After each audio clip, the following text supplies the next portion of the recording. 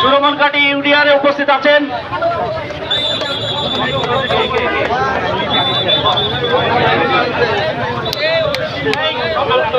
সবাই চাকরি করে যাচ্ছে।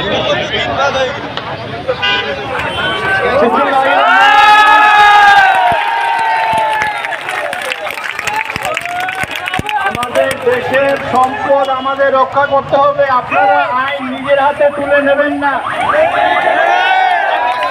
আপনারা সবাই জানেন মাননীয় সেনাবাহিনী প্রধান কথা দিয়েছেন প্রত্যেকটা হত্যাকাণ্ডের বিচার হবে। আপনারা জান মাল সম্পদ কোনো কিছু নষ্ট করবেন না। আমাদের দেশ আমাদের রক্ষা করতে হবে। যারা সংখ্যালঘু কিংবা অন্য দলের আছেন আপনারা ওনাদের হেফাজত করতে হবে। কোন সম্পদ নষ্ট করা যাবে না। এগুলা মানুষের সম্পদ, কোন দলের সম্পদ না।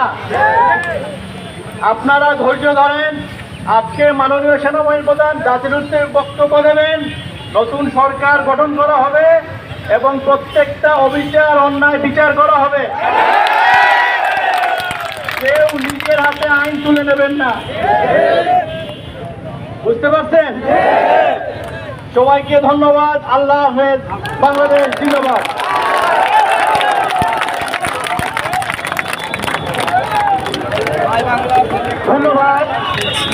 ধন্যবাদ সেনাবাহিনীর তাছাড়া আমার স্যারকে ধন্যবাদ। আপনারা ধৈর্য সহকারে অপেক্ষা করেন। আমাদের নেতৃবৃন্দ খুব তাড়াতাড়ি আমাদের মাঝে এসে উপস্থিত হবেন। খুব শীঘ্রই নেতৃবৃন্দ আমাদের মাঝে এসে উপস্থিত হবে। আপনারা ধৈর্য সহকারে অপেক্ষা করবেন। আমি আপনাদের বিনয়ের সাথে অনুরোধ করবো রোড ক্লিয়ার রাখছেন, চৌগাছা রোড এবং আমাদের ভিনেগা রোড যে রোড আছে রোড ক্লিয়ার রাখবেন। কোন রকমের মানুষের যেন বিঘ্ন সৃষ্টি না হয় চলাচলের দিকে আপনারা খেয়াল রাখবেন।